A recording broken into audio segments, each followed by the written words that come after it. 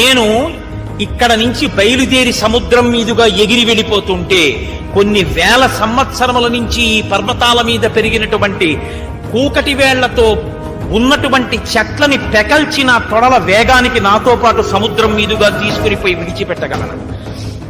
నాతో పాటు తీగలు, లతలు, పువ్వులు, చెట్లు ఎగిరి వచ్చేస్తాయి.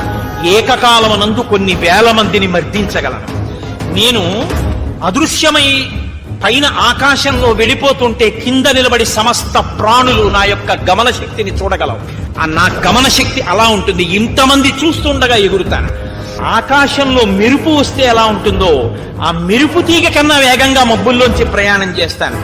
అంతటి పరాక్రమం, అంతటి బుద్ధి, అంతటి తేజస్సు, అంతటి లాఘవం నా యందు ఉన్నాయి. నేను వెళ్లి సీతమ్మ తల్లి దర్శనం తప్పకుండా చేస్తాను. చేసి మళ్ళీ 100 యోజనములు తిరిగొచ్చి మీ అందరికీ శుభవార్త చెప్తాను.